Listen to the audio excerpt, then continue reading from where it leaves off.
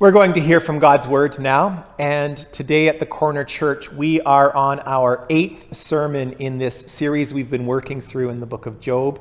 And for today's passage, we are going to skip ahead a little bit to Job chapter 28, and we'll be reading verses 1 to 28. And so if you have your Bible with you, you can turn there now. Job chapter 28, verses 1 to 28.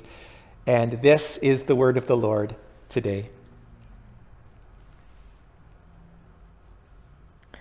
There is a mine for silver and a place where gold is refined.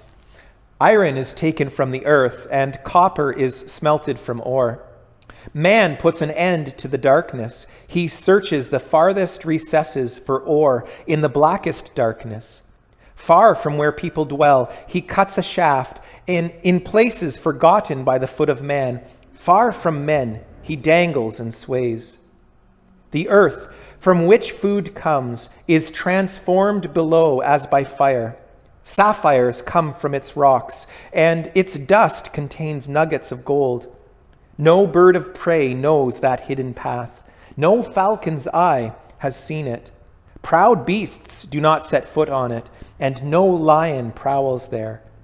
Man's hand assaults the flinty rock and lays bare the roots of the mountains.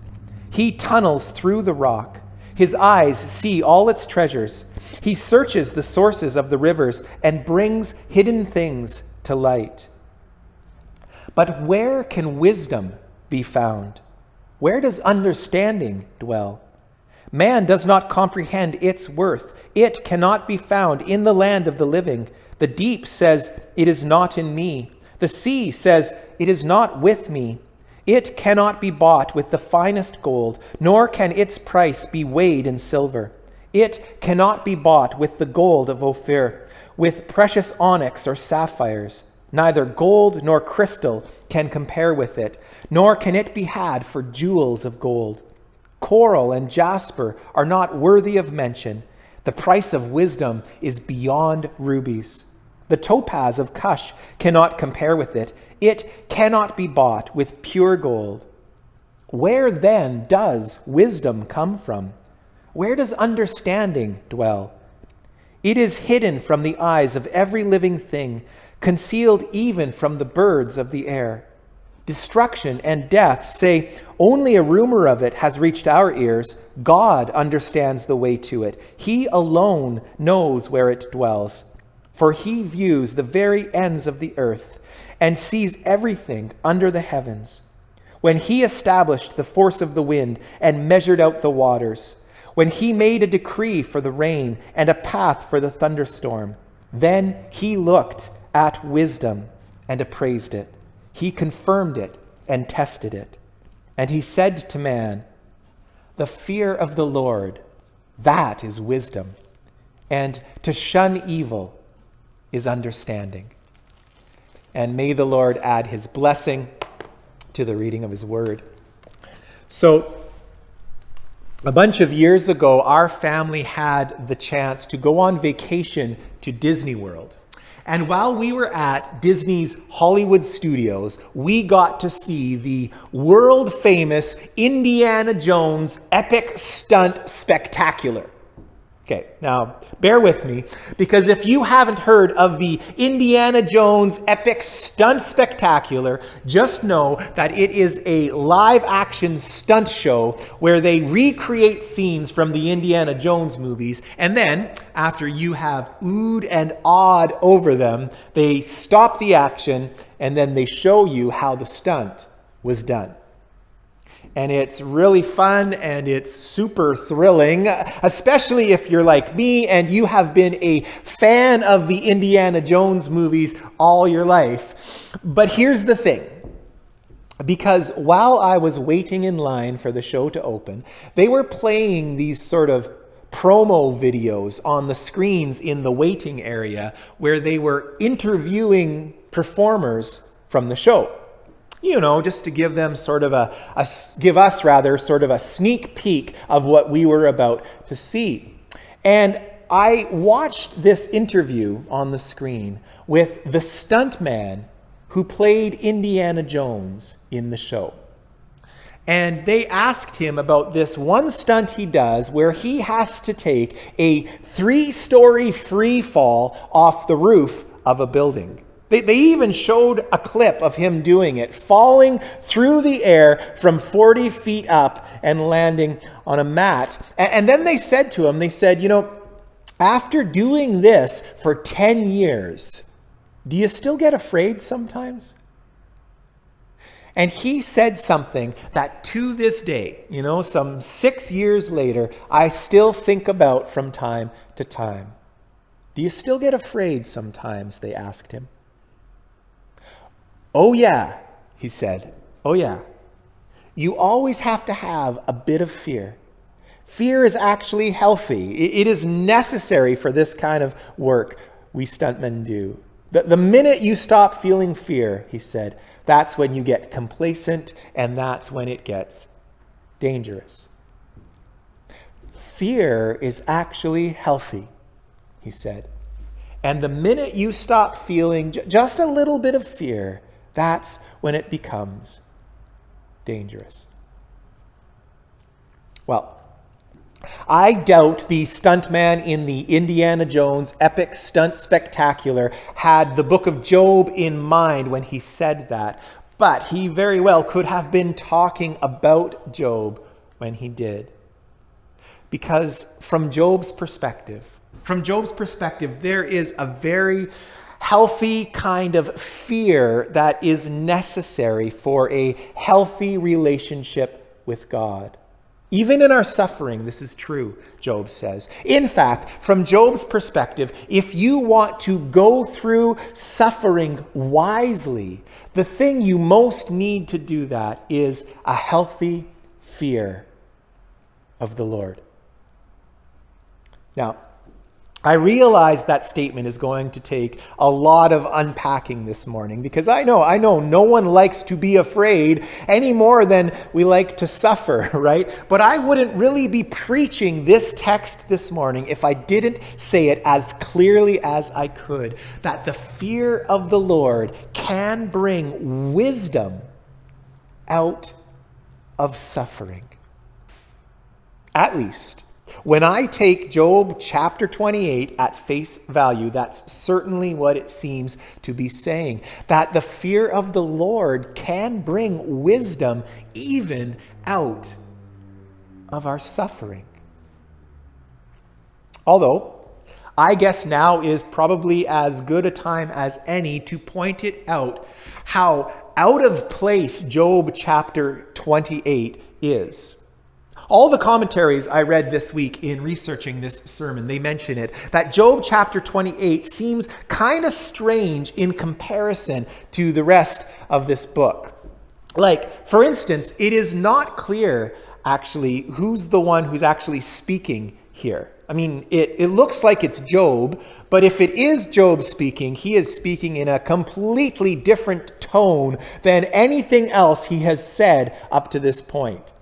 I mean, up till now, he has been lamenting his loss and arguing with his friends about it. It's been tense, it's been terse, it's been tragic. And then suddenly here we get this serene ode on the beauty of wisdom. I mean, if it is Job saying it, it hardly seems in character for him. Of course, if it's not Job speaking, then you sort of have to wonder who is. Because it sure ain't his friends, Eliphaz, Bildad, and Zophar, who are saying this. Some people actually think it's the author of the book himself. You know, the one who wrote down Job's story for us. Yeah, they think that it's sort of like his personal editorial commentary here. Like he's interjecting at this point and he's giving us his view from 1,000 feet, if you will, on what we should make of Job's suffering. I actually wondered this week, if it was the Lord himself speaking here. You know, sort of whispering in the background and trying to give Job the key to understanding what he's going through? Well, you can make what you will of that theory, but whatever you make of it, just notice that in Job chapter 28, the key to suffering, to unlocking the meaning of suffering and making sense of it when we're going through it, the key to suffering is wisdom. And the key to wisdom, like I say, the key to wisdom is the fear of the Lord.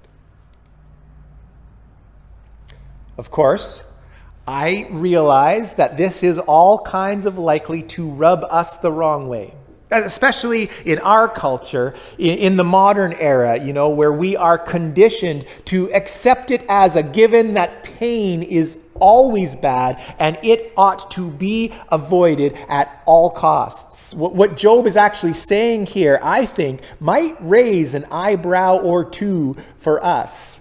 Well, it certainly did for me this week as it really sank in what's really going on in chapter 28. Because, and before I say what I'm about to say, let me say what I'm not saying here, okay?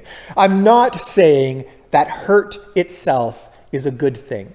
That God wants us to hurt, or that when evil things happen, they're anything other than evil, okay? You heard me say that pain is painful, okay? And anyone who makes light of pain is a fool. Okay, you guys all heard that? Okay. But even so, Job chapter 28 seems to think that there is a way to go through pain when it happens. Even though the pain itself is bad, still, there is a way to go through it that makes us far wiser than we would have been if we hadn't gone through it. Everybody's eyebrows still attached after I said that? that God can use our suffering to make us wise?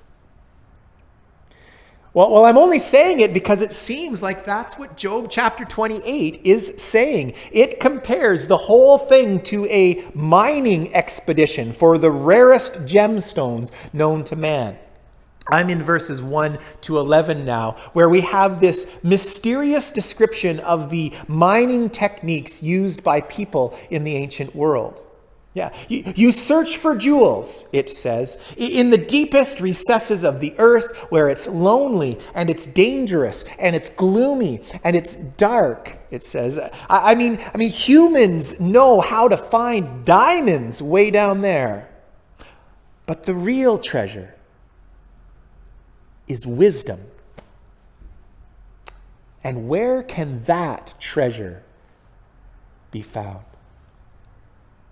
Well, I know that it was a rhetorical question in the text. But what if wisdom were found in the same way those gemstones were found? By which I mean, just like the precious gemstones that it mentions in verses 1 to 11, which are only found in the darkness, right? In the gloomiest depths of the earth where it is lonely and it's scary and it's dangerous. What if wisdom was the same? That it comes to us, and often it does come to us when we are in those kinds of places. Spiritually speaking, the lonely places, the dark places, the gloomy places.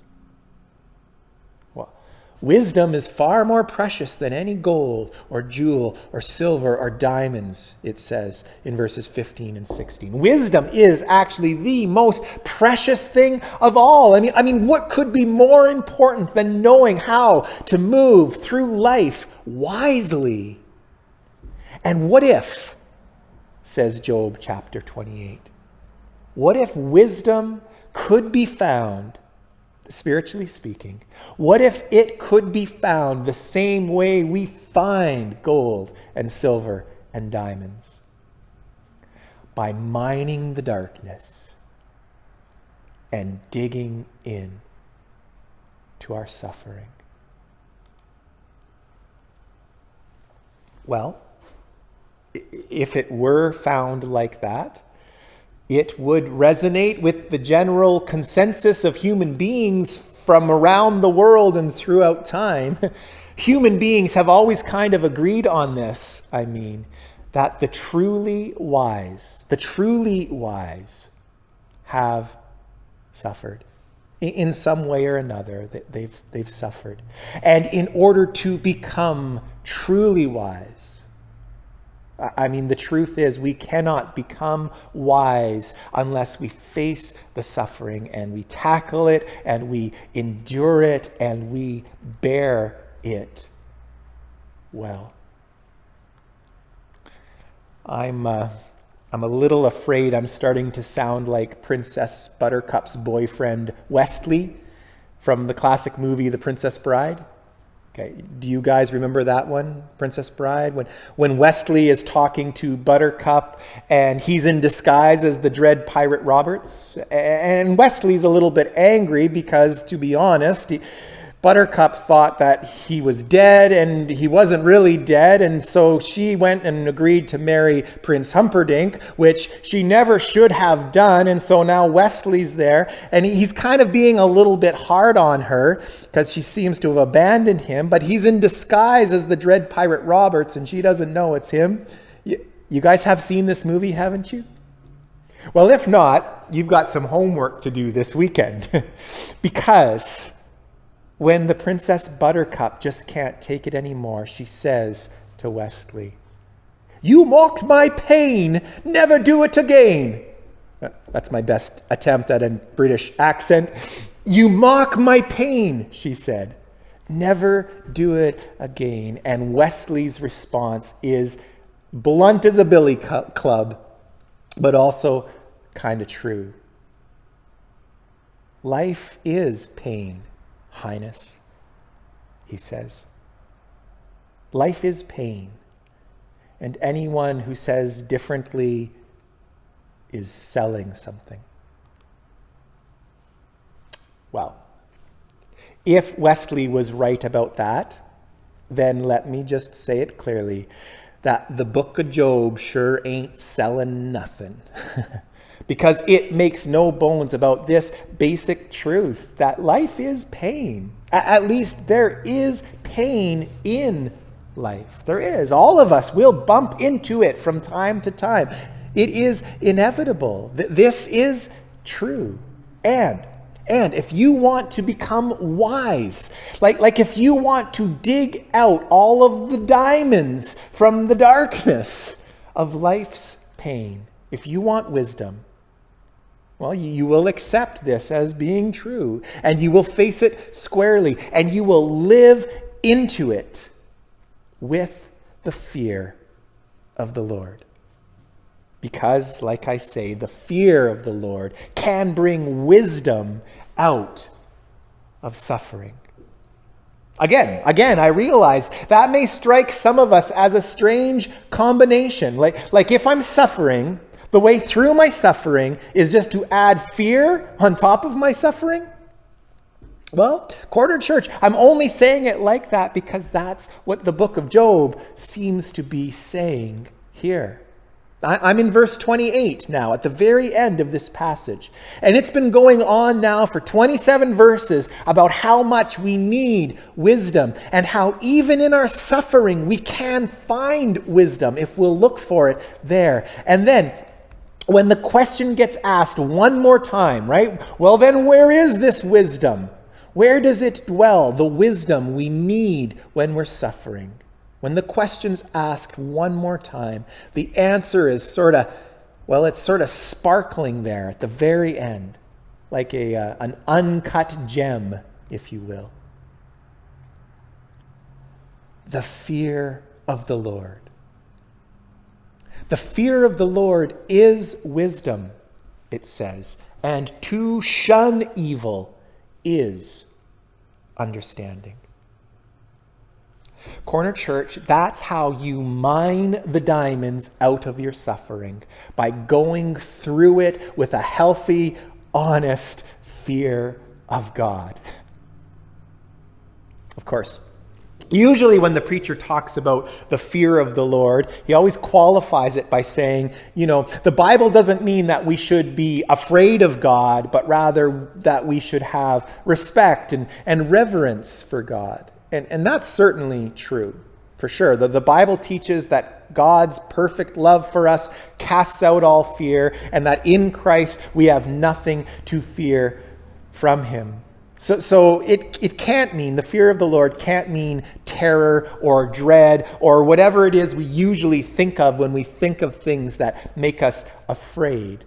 But even so, I'm not so sure that the words respect and reverence go quite far enough to capture what the Bible has in mind when it tells us that the wise fear God.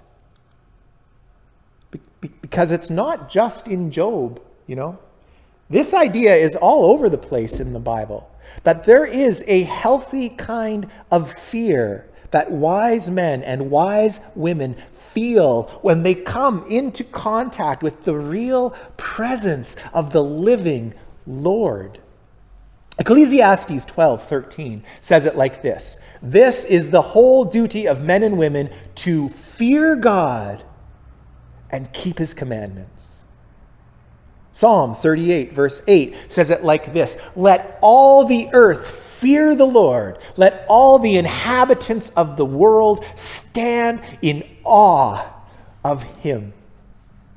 And Psalm 2 verse 11 says it like this: "Serve the Lord with fear. Rejoice before him with trembling." And that's just a few of the verses I could have mentioned, because it's all over the place in the scriptures. It seems like there is some deep connection in the Bible between wisdom on the one hand and the fear of God on the other.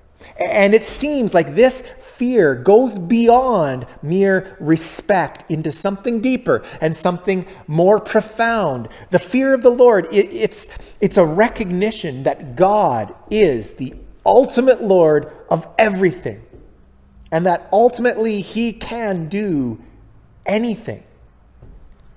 And accept that he is merciful to us, and accept that he is kind and loving and gracious to us. Accept that he has chosen to embrace us the way he has done. Except for all of that, we would come completely undone if we were ever to come into contact with him as he is in all his glory. And because of who he is, and because of who we are by comparison, because of that, Corner Church, the right response to God is to live in utter awe of him, and to honor him with utterly all that we are, and to faithfully live for him in everything. I mean, that's what it means to fear God, to stand in awe of him, and to keep his commandments.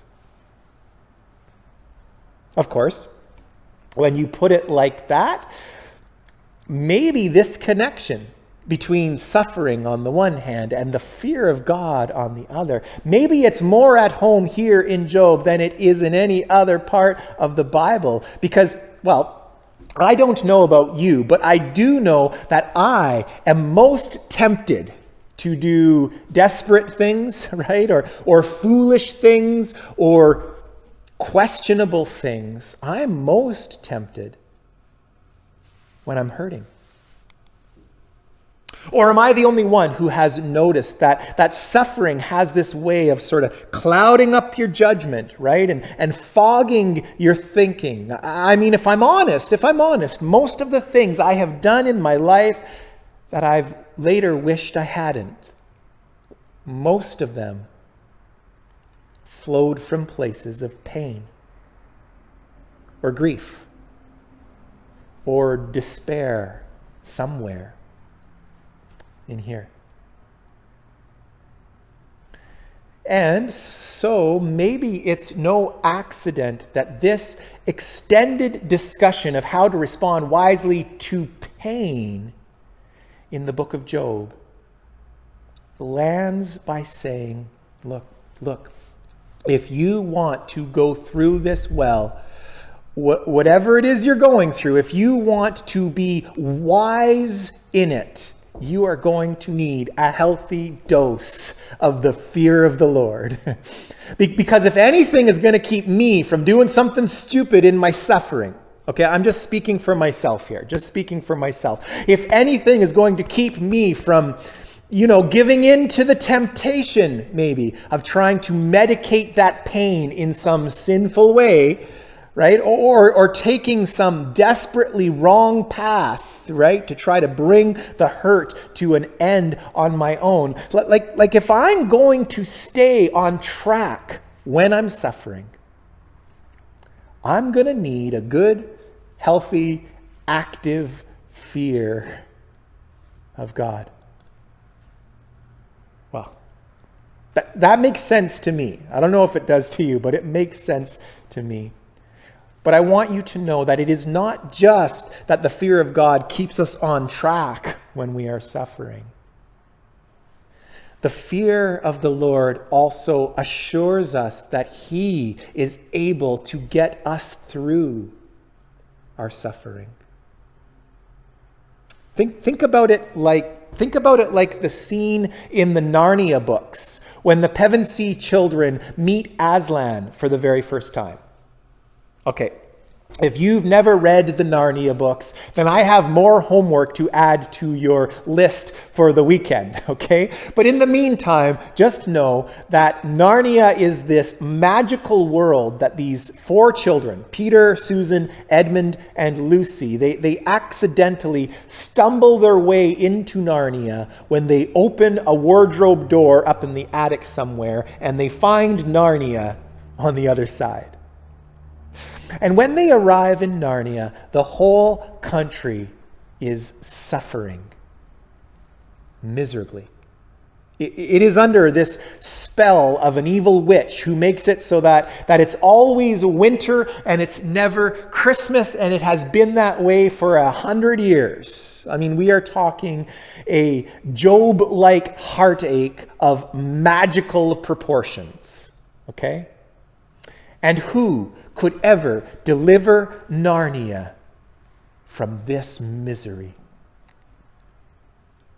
Well, the children meet a couple of talking beavers who tell them, all in hushed tones, they tell them that Aslan is on the move.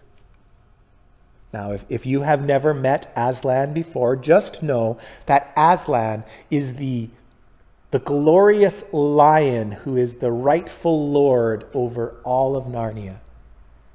Although he has not been seen in Narnia for millennia, Aslan also happens to be the character in the book that the author, C.S. Lewis, uses to help us think about God. Which is to say, Aslan is a symbol for God. And the beavers tell the children that at last, after centuries of winter, Aslan is on the move. And he will set things right, and he will end Narnia's suffering at last. Everybody still with me?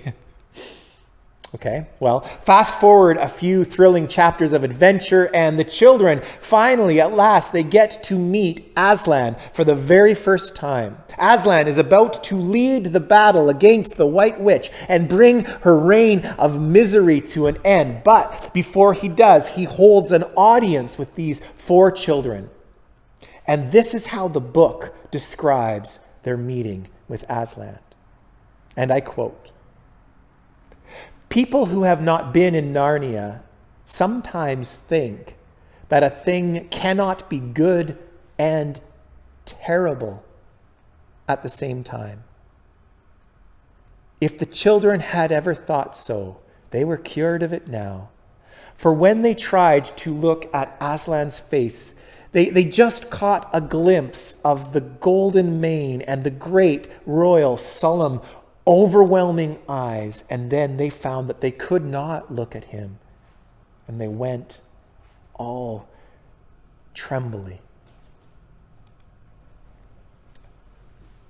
Well, let me ask you a simple question. What if Aslan hadn't been kind of fearsome like that when the children finally met him?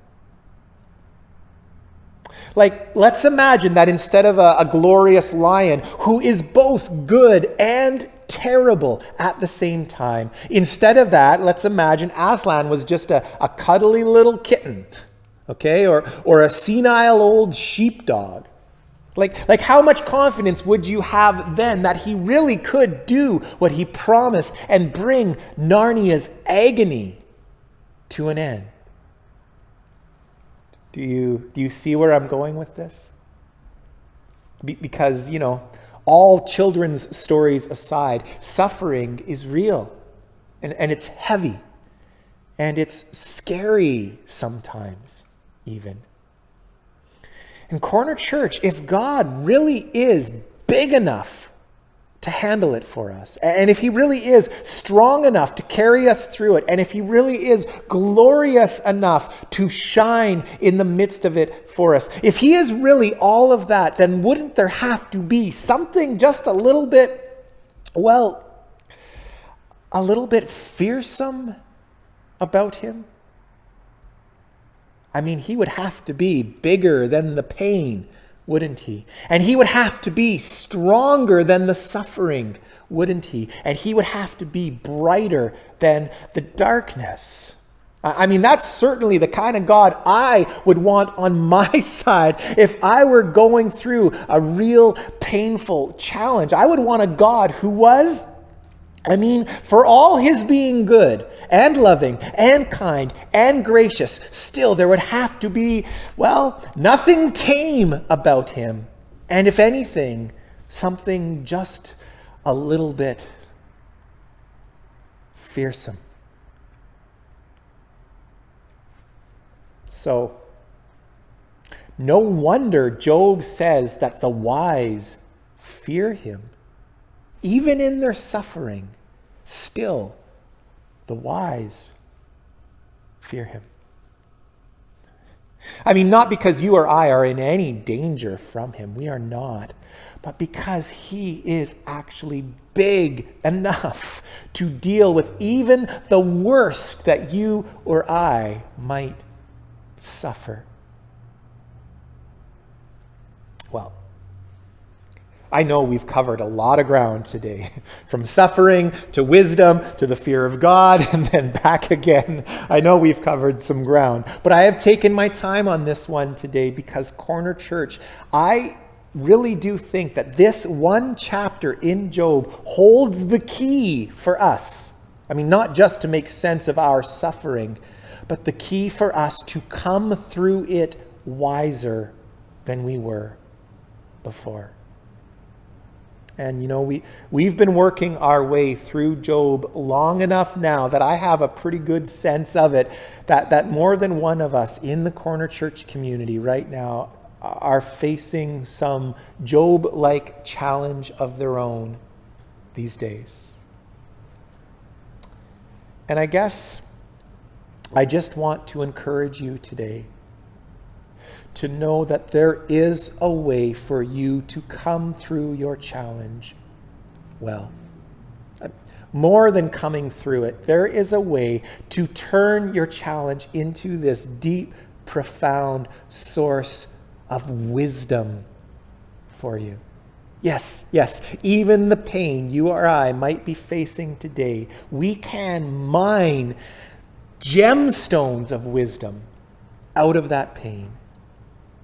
And the way to do it, if you really want it to make you wise, the way to do it is just this: